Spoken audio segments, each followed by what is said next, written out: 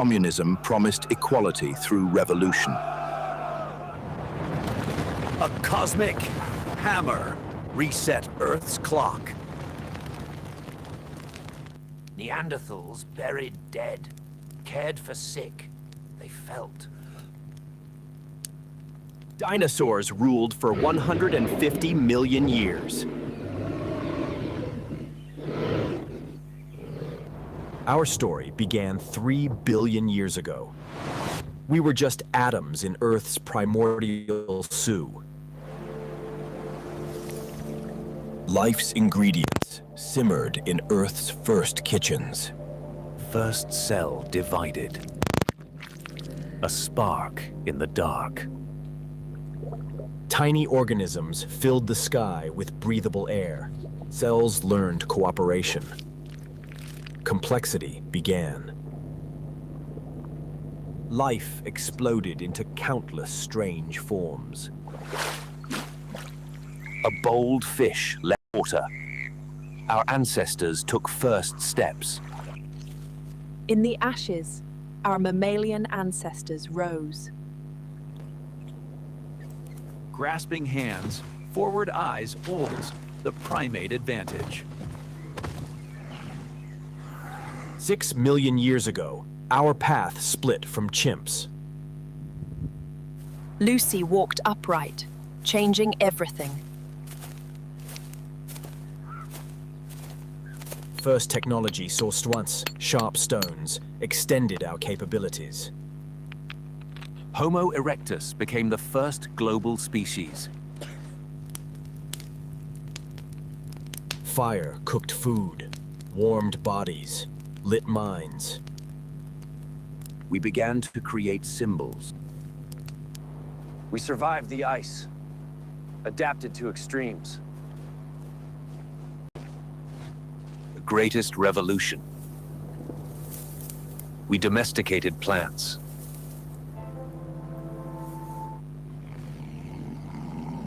We shaped wolves into dogs, beasts into livestock.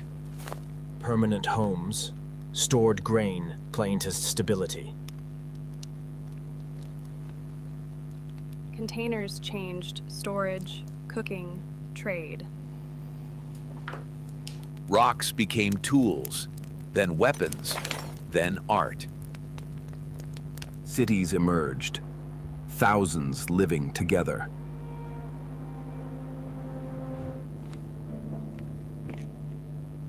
Writing captured speech, birthed history. Tombs for gods on earth, built to last eternity.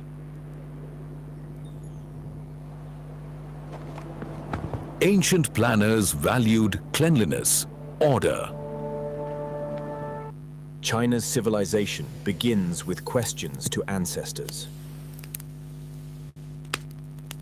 First written laws, harsh but systematic. Bronze Age collapse. Civilizations fell overnight. Iron democratized warfare. Cheaper, stronger. Simplified writing. Knowledge became portable.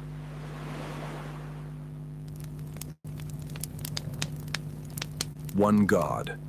A revolutionary spiritual concept.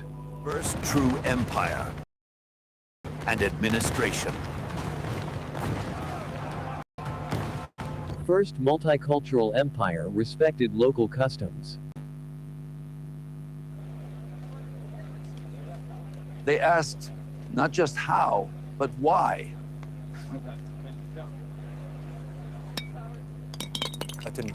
A radical experiment. Greek culture spread from Nile to Indus. Balance of power prevented kingship.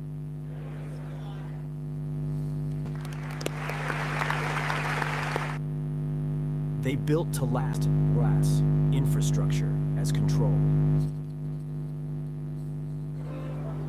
A radical message of love upended empires. First globalization. Ideas traveled with spices.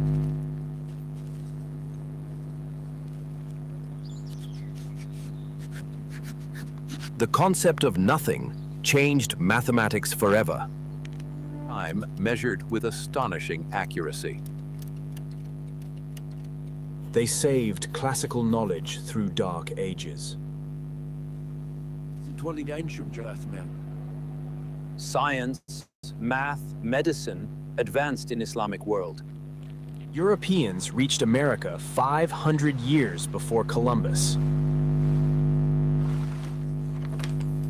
4 inventions that would change the world. Nomadic horsemen united Eurasia by force. Pandemic killed millions, changed society forever.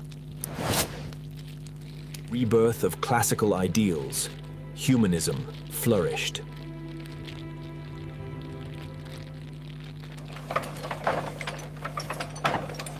Knowledge became democratized, reproducible. Foods swapped. Populations boomed worldwide.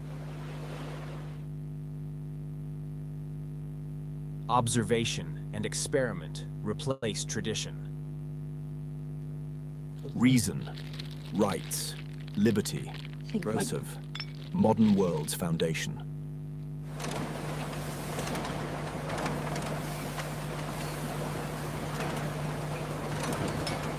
First modern democracy, power from consent.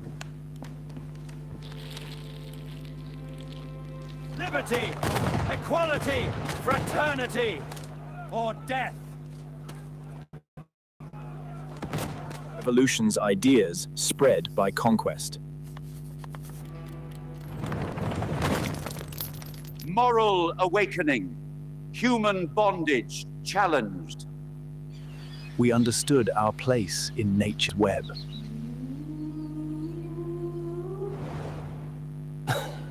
Urbanization at breakneck speed creates new problems. Half of humanity claimed political voice. Industrial killing. Old world died in mud.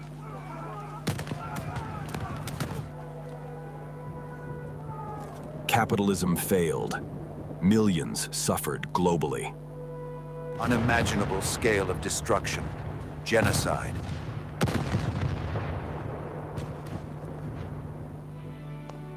After horror, hope. Nations united for peace. World divided. Balance of terror maintained. Information became instantly accessible to all. We left our planet, saw ourselves from outside. World connected economically, culturally.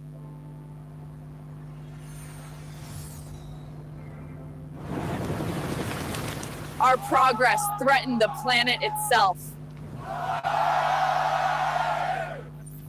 We create intelligence. Our story's next chapter begins. For real facts and unbiased news, subscribe to TruthBit TV. Stay informed.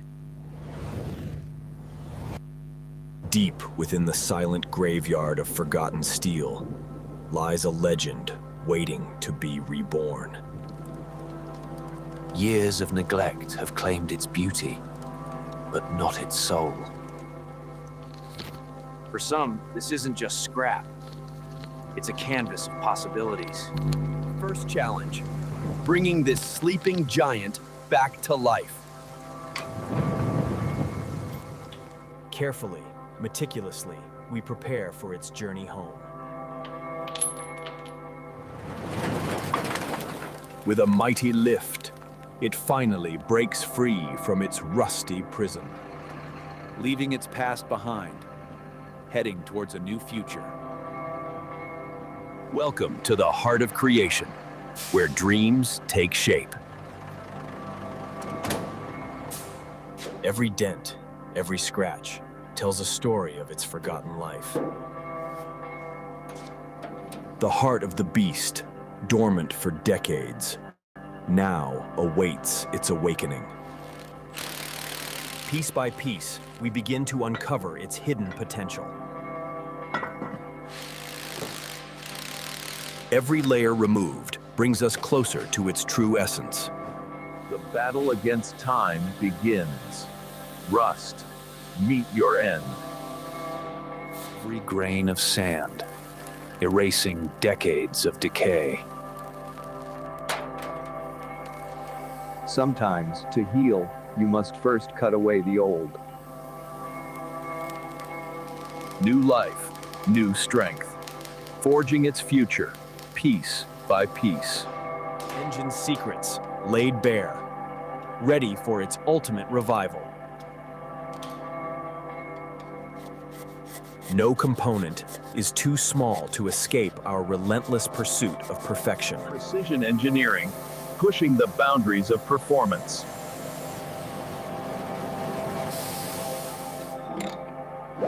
The symphony of mechanics, bringing power back to its core.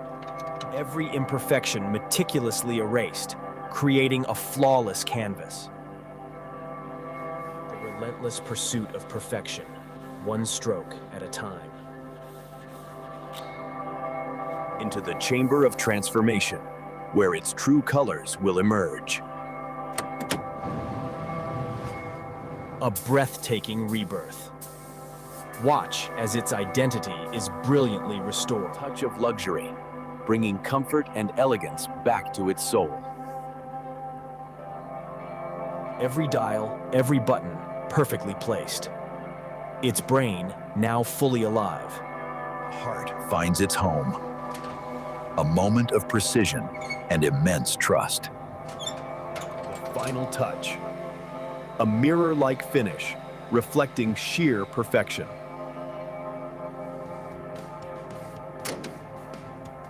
From forgotten scrap to a breathtaking masterpiece. Roar of a legend, echoing through time once more. A symbol of passion, dedication, and a dream finally realized. A cinematic shot of a burning Rome or a gladiator in the arena. Imagine a city that started as a small village of shepherds and grew to rule the entire known world. A civilization so powerful that its laws, its language, and its architecture still surround us today, 2,000 years later. This was Rome. But how did a republic built on liberty turn into a bloody empire ruled by madmen? And more importantly, why did the greatest superpower in history eventually crumble into dust? Today on Truth Bit TV, we uncover the dark and glorious history of the Roman Empire. Maps showing the expansion of Rome from Italy to the Mediterranean. Rome wasn't built in a day, and it wasn't built by kings. It was a republic. Power belonged to the Senate and the people. But as Rome expanded, so did the ambition of its generals.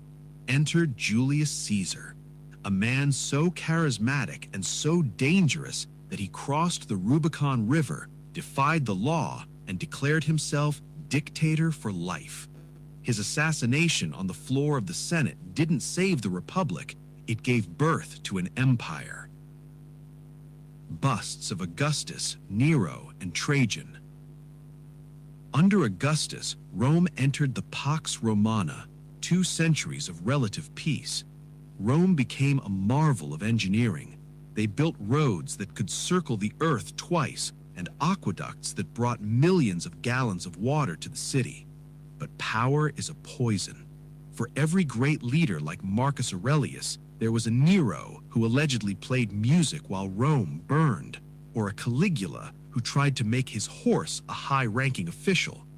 At its peak, under Emperor Trajan, the empire stretched from the deserts of Africa to the rainy hills of Britain. No one could stop the Roman legions. dramatic shots of barbarian invasions and crumbling statues. So, what went wrong? It wasn't just one thing, it was a perfect storm of disaster. Economic inflation made Roman money worthless. Plagues wiped out the population.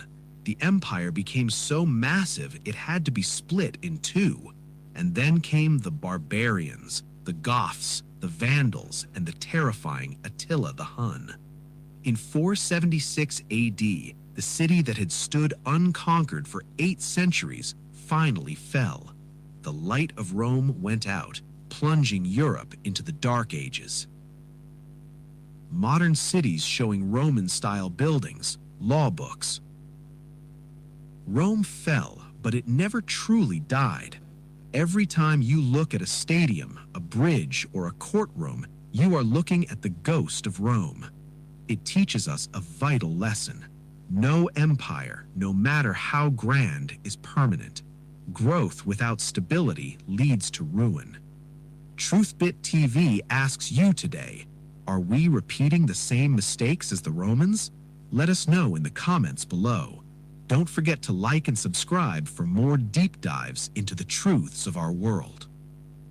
On a quiet April night in 1912, the ocean was flat, the sky was moonless, and the largest ship on Earth was racing through the dark at full speed. Titanic was advertised as unsinkable. What no one knew was that the real danger wasn't the iceberg. The real danger was human arrogance. Titanic was more than a ship. It was the pride of an empire, a floating palace built to dominate the North Atlantic, 11 decks high, nearly 900 feet long, equipped with electric elevators, swimming pools, and a wireless radio. But beneath the luxury was a brutal truth. The ship carried only half the lifeboats it needed. The reason was simple and stupid. White Star Line wanted a clean, open deck for first-class passengers to enjoy the view. Lifeboats would ruin the aesthetic, so they installed only 20, enough for 1,178 people, on a ship carrying over 2,200.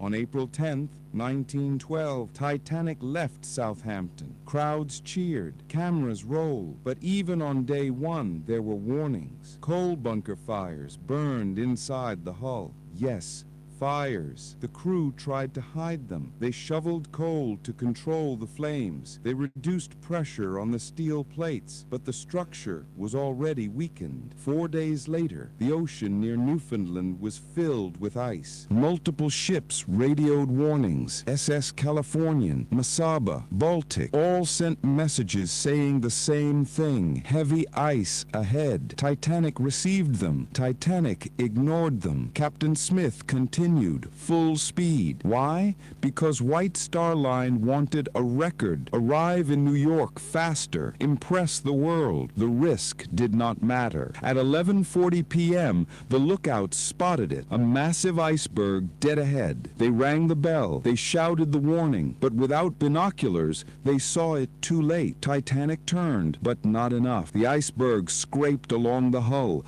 slicing open 5 compartments. Titanic could survive 4 flooded compartments, not 5. Water began pouring in faster than pumps could handle. The ship was doomed from the moment it made contact. Inside the ship, confusion spread. Officers gave conflicting orders. Many passengers were told nothing was wrong. Some were told to return to their rooms. The band kept playing to avoid panic. Then came the worst disaster decision of the night. The crew started lowering lifeboats half empty. Lifeboats that could hold 65 people were leaving with 20, some with 12, one with only 5. Meanwhile, Titanic's wireless operators sent frantic signals into the night. CQD, SOS, come quick. The nearest ship was the Californian, only a few miles away, close enough to save hundreds. But their radio operator was asleep. Nobody heard Titanic's cries. 15 15 minutes after midnight,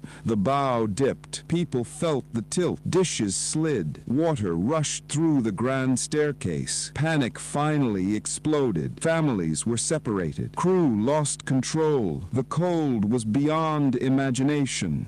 Below freezing, touching the water meant death in minutes. At 2:18 a.m., Titanic's lights flickered, then shut down. The stern rose high, almost vertical. Steel groaned, rivets snapped, and then the unthinkable happened. The ship split in half. The bow disappeared into the dark. The stern hung there for a moment, filled with screaming passengers, before it too collapsed and plunged downwards. In less than 3 hours, the greatest ship ever built was gone. Over 1,500 people died, not because the iceberg was unstoppable, but because every layer of human decision was wrong. Too much speed, too few lifeboats, ignored warnings, a weakened hull, and total panic during evacuation. The survivors were found hours later by the ship Carpathia, hypothermic, silent, staring into nothing. They had witnessed the failure of engineering, leadership, and arrogance. Titanic did not sink because of nature. Titanic sank because people believed it couldn't.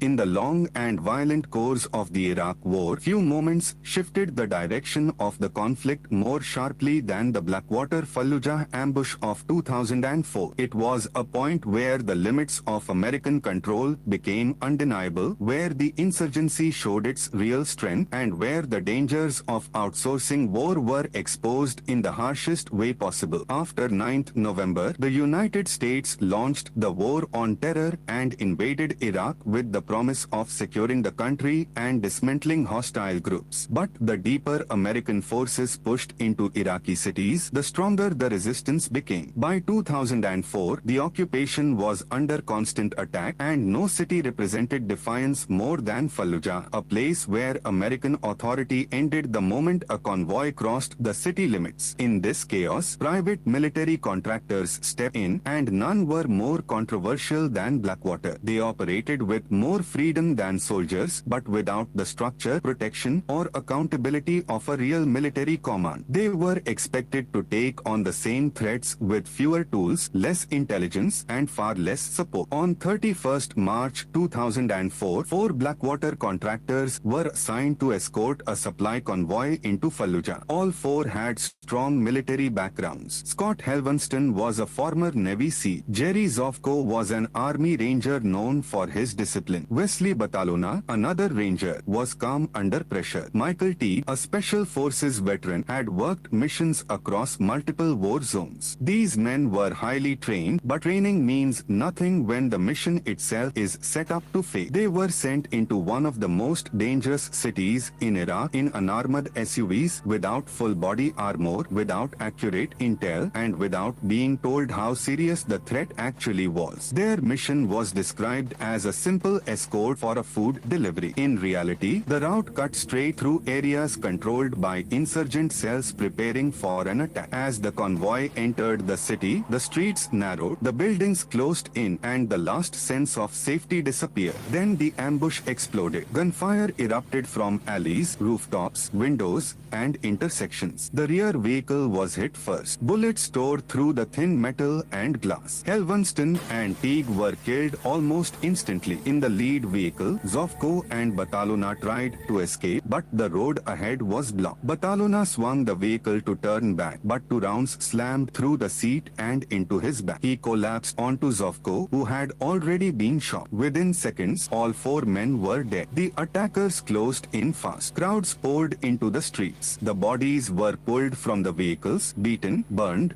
and dragged through the city. Eventually, their charred remains were hung from a bridge over the Euphrates River. It wasn't just an act of brutality. It was a message, a declaration that Fallujah belonged to the insurgency, not the United States. Later investigations revealed that members of the local Iraqi security forces had helped direct the convoy into the kill zone. This was not random violence. It was a coordinated, well-planned ambush. The United States responded with overwhelming force.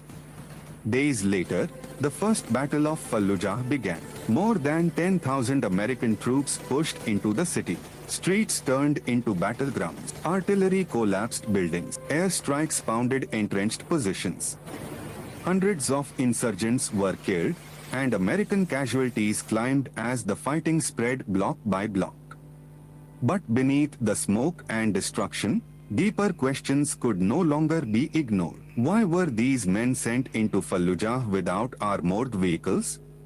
Why were they denied intelligence that could have saved their lives? Why was a mission this dangerous treated as routine? And why were private contractors given military responsibilities without military protections? The families demanded answers. Blackwater.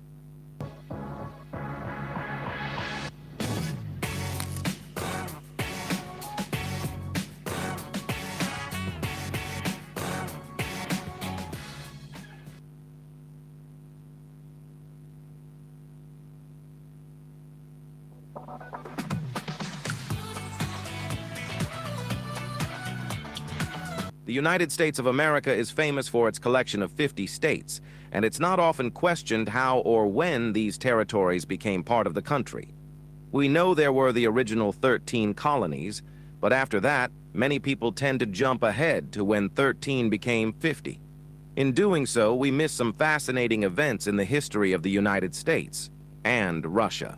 Before Alaska became a state, it was a U.S. territory. But before it was a U.S. territory, it was under the Russian crown. It was the Russians who sold what is now the largest U.S. state to the Americans. So, how and why did this happen? Back in the 17th century, a Russian explorer named Semyon Desnev set out to discover whether Siberia was connected to or near North America. There are conflicting accounts of what happened during his expedition, and the Russian government never received any definitive findings from it. Hoping to finally answer the question, in the early 18th century, Tsar Peter the Great sent another expedition. This time, two men, Vitus Bering and Alexei Chirikov, set sail on a joint mission to find the northwestern coast of North America. By mid-July 1741, both ships had sighted land and soon turned back toward Russia to report their discoveries. Chirikov and his crew returned successfully, but Bering's ship was wrecked. He died of illness before his crew could build a new vessel and eventually make their way back to Russia. The crew members brought with them high-quality sea otter pelts obtained from the newfound land, which sparked immense interest among Russian traders back home and planted the idea of settling the Alaskan territory. Initially, Russian traders established hunting and trading posts along the Aleutian Islands to support the long and challenging trade routes to and from Russia. Over time, these posts grew into settlements. This shift toward a colonial model led to mixed treatment of the native Alaskans. The Russian settlers' determination to establish a fur trade monopoly resulted in the exploitation of and frequent violent conflicts with the local populations. Despite this, the Russians continued to expand their commercial operations and territorial claims throughout Alaska, primarily along the coasts, during the latter half of the 1700s. As the 19th century began, the Russian-American Company was established after Nikolai Petrovich Rezanov secured a fur trade monopoly from the Tsar. The company's goal, agreed upon by Rezanov and Tsar Paul I, was not only commercial, but also to expand Russia's colonial efforts. The company did just that, even establishing Fort Ross in California and Fort Elizabeth in the Kingdom of Hawaii. At first, things seemed promising for the Russian settlers, but the situation deteriorated rapidly before the mid-1800s. First, the settlements were small, often comprising only a few hundred Russians in total. The Russian capital was too distant from Alaska, making communication and travel between them difficult and slow. Compounding these issues, the Russian-American Company entered a period plagued by mismanagement and poor business practices. Together, these factors caused a drastic decline in profits from the Alaskan territories, forcing the Russians to rely on trade with the nearby British and Americans. Finally, the Crimean War was the last straw. With the Alaskan settlement already struggling and financially draining, The war's sudden expenses doomed any prospects of revitalizing the Russian-American company. Russia needed a new strategy to avoid a complete and costly failure as it tried to rein in its territorial ambitions. At this time, Russia was deeply concerned about British intentions. Tensions between the global powers were high following the Crimean War, and the Russians quickly realized their Alaskan colony was in a precarious position. The territory was extremely difficult to defend due to its great distance from the Russian capital and mainland. The British were right across the border in Canada, giving them easy access if they wanted to seize it. Given the hostile relations with Britain and Russia's warmer ties with the United States, selling the land to the Americans began to seem like an excellent option. Believing that American control of Alaska could counter British dominance in the region and reduce the threat to Russia, Tsar Alexander II decided it was time to make an offer. The Russian government began these discussions in the 1850s. The Russians formally presented the offer to the Americans, but with the American Civil War brewing, Washington was too preoccupied to give it serious consideration. Nonetheless, Russia remained determined, and the proposal had its supporters. Back in 1848, U.S. Secretary of State William Seward had declared, "Our population is destined to roll resistless waves to the ice barriers of the North, and to encounter Oriental civilization on the shores of the Pacific, making the U.S. stance on expansion quite clear." So, Russian officials continued discussions with their American counterparts over the next few years. After the Union victory ended the Civil War in 1865, the Russian offer finally became a priority. Secretary of State Seward eagerly entered negotiations with the Russians in the spring of 1867. After some negotiation on the price, both sides agreed on the stunningly low sum of $7.2 million for the entire territory. On March 30th, 1867, the final treaty was signed, and Alaska became American. Ironically, the Russian and American press were not enthusiastic about the deal initially. Russian newspapers criticized the sale of a colony they had invested so much effort in and profited from, while American newspapers argued the opposite, mockingly referring to Alaska as nothing more than an icebox. Of course, the latter would soon realize how wrong their preconceived notions were, but at the time, the deal was championed primarily by the politicians involved. Some sources state that native Alaskans were relieved to be free from harsh Russian rule, though this was not true freedom but merely an exchange of power, even if U.S. control brought an improvement in conditions.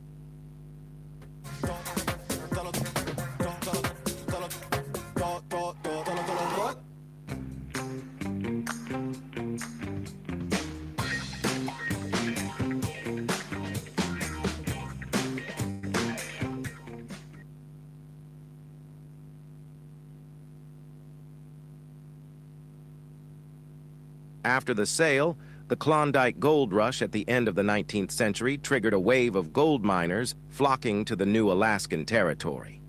The so-called icebox was quickly transforming into a jackpot. American profits from Alaska skyrocketed, and this was only the beginning of the discovery of the territory's natural resources. Today, Alaska's annual gross product is typically around $50 billion. Oil and other resources remain abundant within its borders, and the state has no sales tax or state income tax.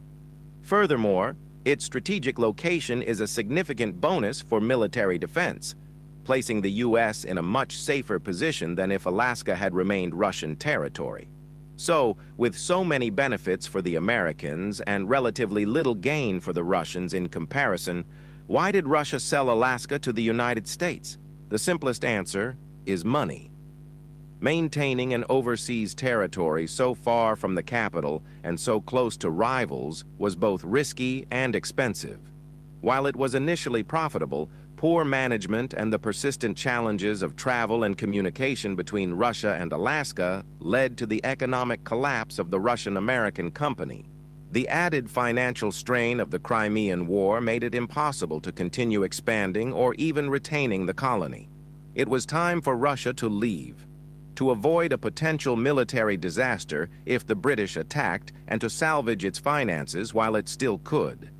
Furthermore, allowing the U.S. to expand so close to British territory would help neutralize the threat to Russia and hopefully strengthen the friendly ties between the two nations.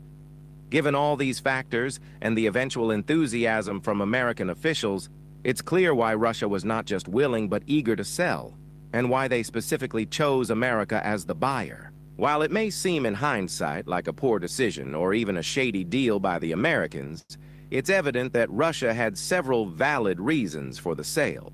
And apparently, America had a lucky streak when it came to gold and oil. Once there was a very clever minister in a king's court. This minister had a solution for every problem, and the king never made a major decision without consulting him. Because of this, the other courtiers became jealous of him. One day, the king told the minister, "You are very smart, but your son is very foolish and has no sense." The minister was displeased and asked, "Your Majesty, why do you say that? Why do you think my son is foolish?" The king replied, "Every morning when I go to meet the public, your son is there. I ask him the same question every day. What is more valuable, gold or silver? And every single time, your son answers, silver." Hearing this, everyone in the court burst into laughter, and the minister felt deeply embarrassed. Without a word, he went straight home. He called his son and asked, "Which metal is more valuable, gold or silver?" The son promptly replied, "Father, gold." The minister, now confused, asked, "If you know that gold is more valuable, then why do you give the king the wrong answer every day? Why do you insist that silver is better?" The son explained, "Father, every morning the king comes to the market. He calls me over, places 2 coins in front of me, 1 silver and 1 gold, and tells me, 'Take the more valuable one.' I pick the silver coin, the king laughs, and then he goes on his way." The minister asked, "But why do you consistently choose the silver coin? Today, because of this, the entire court mocked me." Hearing this, the son took his father to his room and opened a large box. The box was filled to the brim with silver coins. The minister was astonished and asked, "How did you acquire so many silver coins?" The son replied, "Father, these are all the coins the king has given me. The day I give him the correct answer and take the gold coin, he will stop asking me the question. My daily supply of a silver coin will end. The king enjoys it when I pick the silver and claim it's more valuable. He laughs and leaves without a second thought. I don't want to lose my daily silver coin for a single gold coin." Hearing this, the minister felt a surge of pride for his son.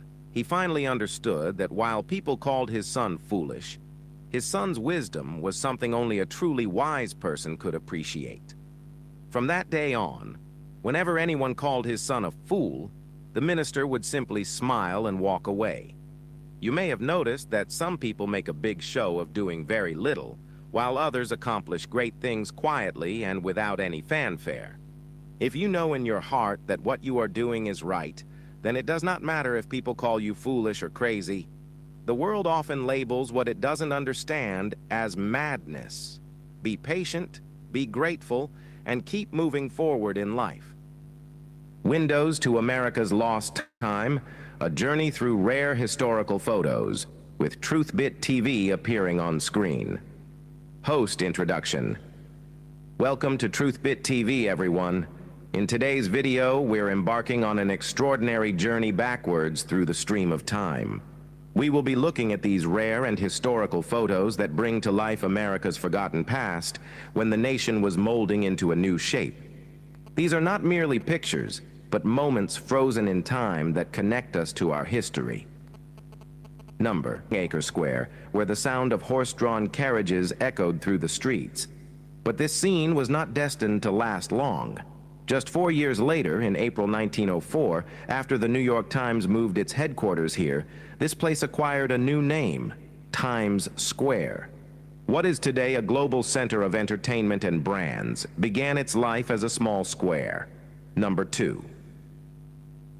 The hardships of Death Valley. This is California in 1889.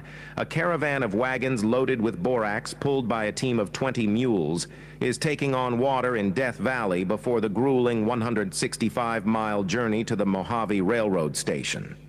This image tells a tale of the difficulties and courage of that era. Number 3. Paths Through the Forests. A heart-stopping scene in Oregon's Cascade Mountains in 1906, a wooden trestle bridge with a train loaded with logs passing over it.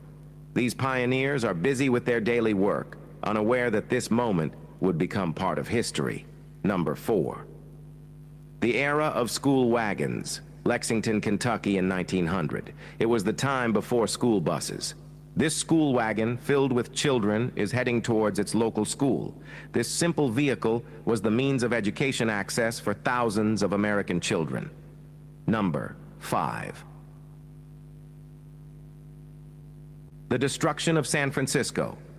The tragic 1906 earthquake and the subsequent fire.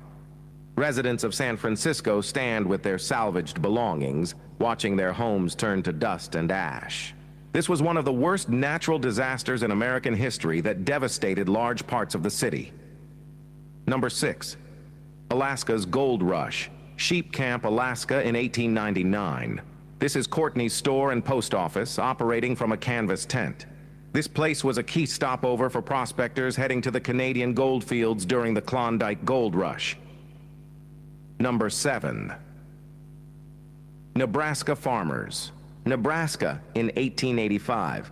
A farming family stands proudly in front of their simple sod house. The windmill in the background is a symbol of the struggle and human perseverance of that time. Number 8. The work of the Salvation Army. New York City around 1900, a woman braves the cold and snow collecting Christmas funds for the Salvation Army. This organization, founded in 1865 in London by William Booth and his wife Catherine Mumford, continues its work worldwide today. Number 9. The vibrancy of New Orleans. New Orleans in the 1890s. Horse-drawn carriages move along St. Charles Avenue with magnificent buildings and hotels reflecting the city's cultural diversity. This city has always been famous for its unique cultural blend. Number 10.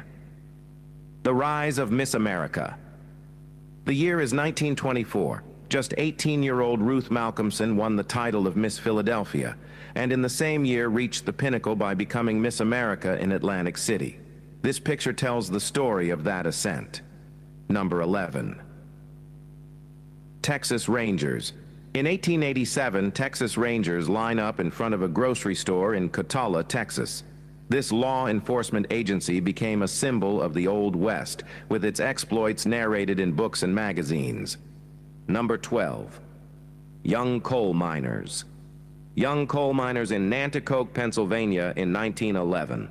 At that time, the work of coal breaking was mostly done by children between 8 and 12 years old, who worked in difficult and dangerous conditions. Number 13. Silver King, Arizona. The town of Silver King, Arizona around 1880. Wagons pulled by teams of 4 mules each pass through the town's streets, reflecting the economic activities of the time. Number 14. The journey to Deadwood. In 1889, 2 large overland stagecoaches cross a bridge on their way to Deadwood, South Dakota. The people in the picture wave to the photographer, capturing a unique moment of this journey. Number 15. Chicago's moving bridge. Chicago's 12th Street drawbridge in 1900. The bridge rises to allow passage for ships coming from Lake Michigan, a symbol of the city's growth and engineering prowess. Number 16. New York subway fire. The incident of January 6, 1915. A fire broke out in the subway near Broadway and West 55th Street due to an electrical short circuit. This incident affected the city's transportation. Number 17. Dodge City, Kansas. Dodge City around 1872. This frontier town was an important trading center for travelers and buffalo hunters, reflecting the pioneering spirit of the era. Number 18. Young Messenger. A young messenger in Nashville, Tennessee in 1910 with his bicycle. Since the development of the pedal-powered bicycle in the 1860s, its use for delivery services rapidly gained popularity. Number 19. The One-Room Schoolhouse. A school in Round Top, Texas in 1907. Rural Texas youth received an education in a simple yet impactful environment. This offers a glimpse into the American education system of that time. Number 20. Young Newspaper Seller. A Saturday afternoon in 1900. A young boy sells newspapers in downtown St. Louis. This scene shows the hustle and bustle of daily life in that era. Number 21. The Civil War Era. May 14, 1862. A group of African Americans gathers in front of a house at Cumberland Landing, Virginia. During the Civil War, Union forces referred to them as contrabands, a term that was neutral then, but now carries historical weight. Number 22. A Texas family. A family in Texas in 1918 in front of their home. Cameras of that time took several minutes to capture an image, which is why people stood solemnly and smiles were rare. Number 23. Giant sequoia trees. Humboldt County, California in 1910. Lumberjacks stand before giant sequoia logs. The colossal size of the trees can be gauged by how small the men appear in front of them. This is an image from when the logging industry was at its peak. Number 24. The Din of Delaware Avenue. Delaware Avenue in 1908. Clouds of smoke and steam, the ringing of bells, the noise of streetcar engines, and the calls of street vendors combine to create a unique symphony of urban life. Number 25. The Sheep-Eater Tribe. A sheep-eater tribe family in the Rocky Mountains in 1871. These people hunted wild sheep and considered Yellowstone their permanent home. Number 26. A painful reminder of slavery. Atlanta in 1864. A black soldier, recruited into the Union's United States Colored Troops, rests in front of a slave auction house. The auction and Negro sales sign is a grim reminder of that painful past. Number 27. The Buffalo Trade. A taxidermy shop in Kansas around 1900. Buffalo heads displayed in front of the store reflect the business of the time when the trade in buffalo hides and meat was booming. For Native American tribes, the buffalo was not only a source of food and clothing, but also shelter and spiritual significance. 24th, 1908. Work is underway to remove accumulated snow using horse-drawn carts during a snowfall in New York City. At that time, all snow was cleared manually.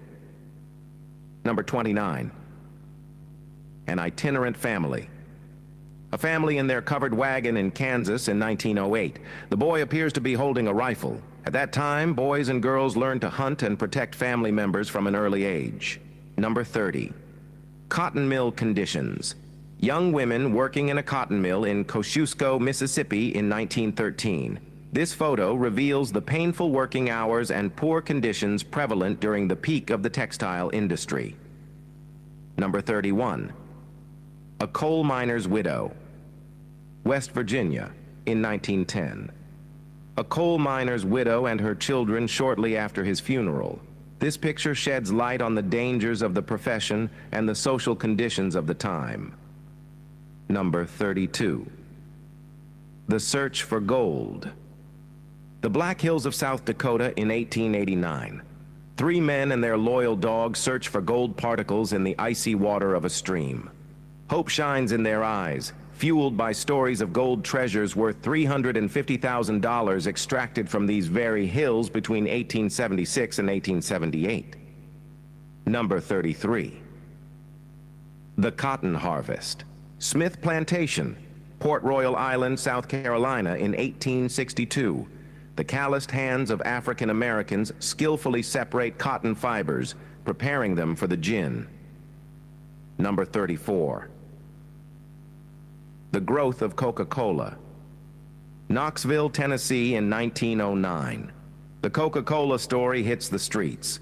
Two delivery men, pioneers of the brand, stand proudly with one of the first Ford delivery trucks, marking the beginning of a new era. Number 35. President Lincoln's battlefield visit. President Abraham Lincoln wearing a top hat with General George B. McClellan, who is looking at him, on the Antietam battlefield in Maryland in 1862. This is an image from a crucial turning point in the Civil War. Number 36. Daily life in an Army camp.